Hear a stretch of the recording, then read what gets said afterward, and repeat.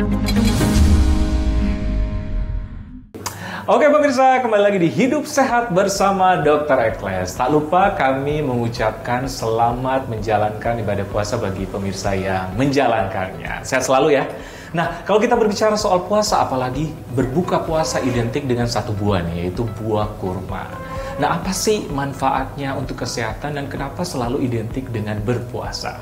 Nah, saya tidak sendiri, saya bersama dengan Dr. Putri Sakti, spesialis gizi klinik. Apa kabar, dokter? Baik, Dok. Apa kabar, Dok? Sehat selalu. Selamat menunaikan atau menjalankan ibadah puasa ya. Terima kasih, Dok. Berarti makan kurma dong? Makan dong. Makan ya? Makan. Ini mungkin menjadi pertanyaan bagi pemirsa juga yang menjalankan ibadah puasa. Ya. Apalagi yang selalu makan buah kurma pada saat berbuka puasa. Apa sih manfaat buah kurma ini, dokter? Manfaatnya banyak, Dok. Terutama kalau misalkan di bulan puasa. Yang pertama adalah bisa mengembalikan energi ya. Jadi energi ketika setelah berpuasa itu bisa kembali secara bertahap. Kemudian di dalam kurma itu kan juga ada proteinnya. Jadi bisa mengembalikan tidak hanya karbohidrat, gula darah kita, tapi juga protein kita untuk massa otot dan lain-lain nggak berkurang juga, Dok. Oke.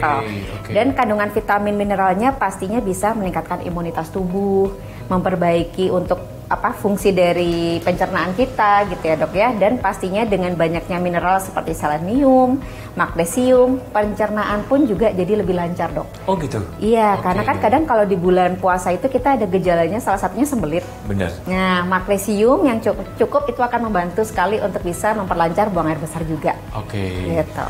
Kalsium juga, Dok. Ada kalsium juga? Kalsium juga tinggi. Nah, ini bagus sekali untuk kesehatan tulang dan gigi juga selama bulan puasa agar tercukupi dengan baik. Dan yang terakhir, dia juga ada antioksidannya.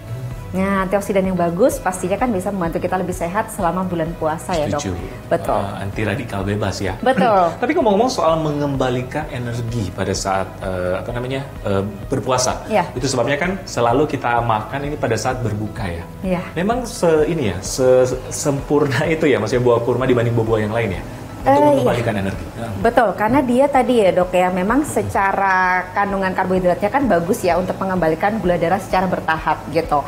Kemudian juga tidak hanya karbohidrat saja, kalau buah-buahan secara umum kan dia minim protein. Bedanya kalau buah kurma ini dia juga mengandung protein.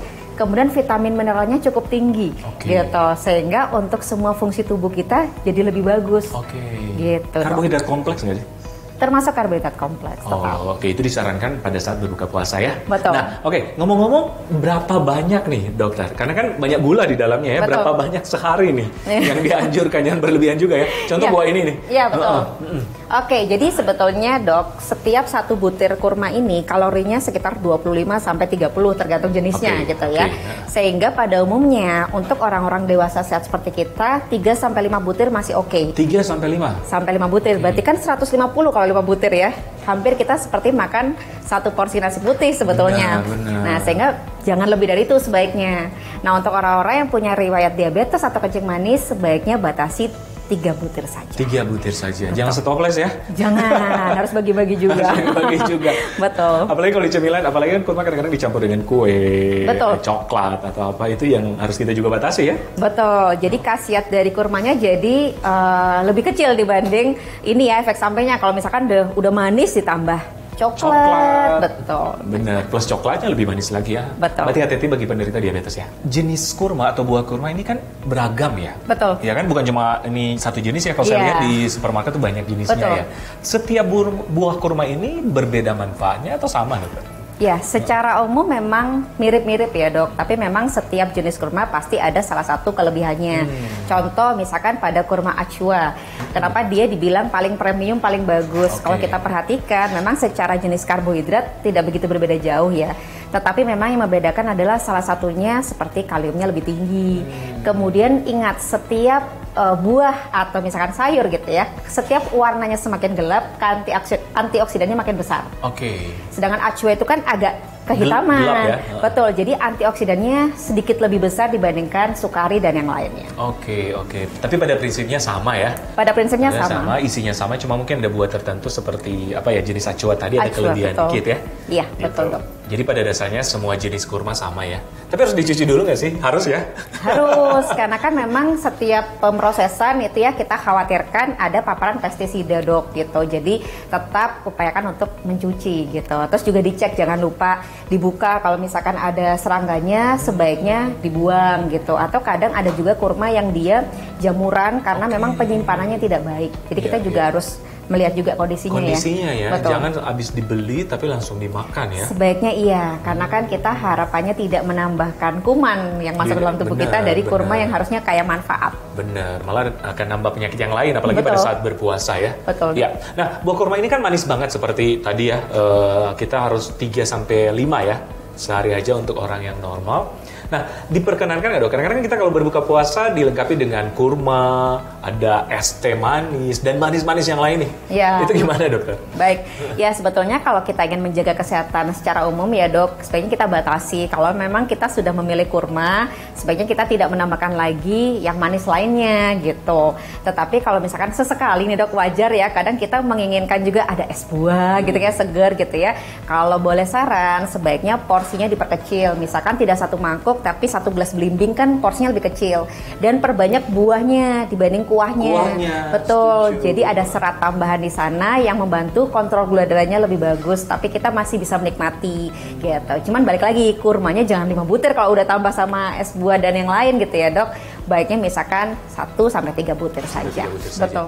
Tapi dokter Putri, olahan kurma yang disarankan ya gimana sih? Biasanya kan mau dikombinasi dengan yang lain atau diolah gitu? Ya, boleh dok gitu. Contohnya misalkan kita sering lihat kan kurma dikasih tengahnya coklat. Nah daripada coklat kita ganti kacang yang juga tinggi protein. Misalkan almond atau kenari gitu ya. Jadi kita konsumsi justru malah mendapatkan tambahan protein dan vitamin mineral dari kacang-kacangan yang kita tambahkan dibanding kalau misalkan kita memasukkan coklat di dalamnya gitu. Atau misalkan boleh juga nih buat yang misalkan pecinta susu gitu ya, misalkan boleh dibuat susu kurma, tetapi balik lagi tidak ditambahkan lagi gula pemanis dengan harapan gulanya ini lebih alami dari kurmanya. Setuju, tapi enak sih ya kalau tambah coklat ya dok. Sesekali boleh, gitu ya. Yang penting mindful dan porsinya in moderation. Bijak lah ya dalam mengkonsumsi ya. Oke, tapi ngomong-ngomong soal kurma nih, makan berlebih nih dokter, ada nggak efek sampingnya? Ya, kalau efek samping kita ingat bahwa memang kan karbohidratnya cukup tinggi ya. Jadi kalau kita berlebihan, mentang-mentang karena kita suka gitu ya, apalagi bulan puasa, otomatis kadar gula darah kita akan meningkat. Setuju. Entah itu bisa meningkatkan gula darah atau bisa juga meningkatkan berat badan. Padahal harusnya kan bulan puasa itu bisa menurunkan berat badan ya dok, efeknya gitu. Nah, balik lagi kita harus melihat tubuh kita. Kita punya riwayat penyakit apa? Salah satunya adalah orang-orang yang memang punya riwayat diabetes. Memang dibatasi dok, bukan berarti tidak boleh gitu ya. Kemudian yang kedua, orang-orang yang memang punya gangguan fungsi ginjal, terutama kalau memang di hasil laboratoriumnya menunjukkan ada kadar hiperkalemia atau kaliumnya tinggi. Kenapa? Karena kurma itu salah satu kelebihannya adalah kaliumnya tinggi. Tujuannya untuk kontrol gula darah, tekanan darah sebetulnya. Ya. Tapi untuk orang-orang yang punya gangguan fungsi ginjal dan kaliumnya tinggi, biasanya akan dibatasi, dianjurkan untuk tidak konsumsi dulu.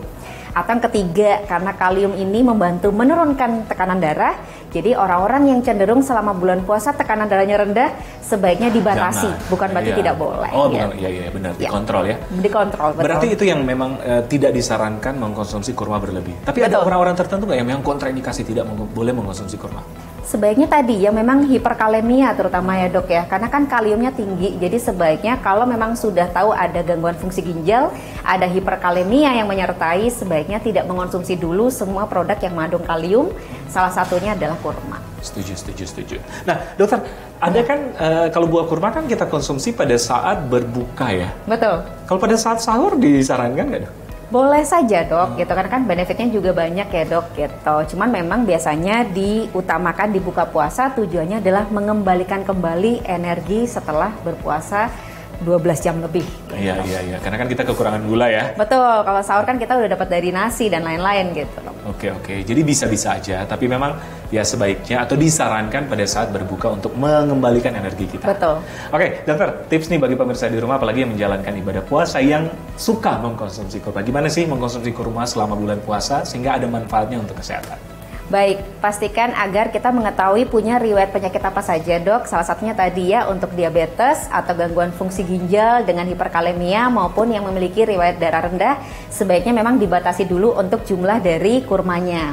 Kemudian juga pastikan agar kurma yang kita konsumsi bisa mendapatkan benefit yang luar biasa. Salah satunya dengan tidak terlalu banyak pengolahan gitu ya. Jadi misalkan boleh kalau mau ditambahkan kacang-kacangan untuk menambahkan protein, tapi tidak menambahkan yang sumber kalori besar, misalkan yang coklat tadi ya, manis-manis lainnya. Betul gitu ya. Dan yang ketiga, pastikan porsinya ini karena hanya untuk mengembalikan energi, pastikan agar 3-5 butir saja saat buka puasa. Oke. Jadi pemirsa, kurma memang pilihan tepat atau buah pilihan tepat untuk berbuka, tapi memang kita harus bijak dalam mengkonsumsi. Betul. Setuju ya dokter ya? Setuju. Oke pemirsa, sudah 1 jam kita bersama Anda. Semoga apa yang kami sajikan bermanfaat untuk kesehatan Anda. Tetap saksikan Hidup Sehat bersama Dr. Eklas setiap Jumat jam 9.30 untuk mendapatkan informasi kesehatan yang bermanfaat dan tentu saja terpercaya untuk Anda. Hanya di TV One.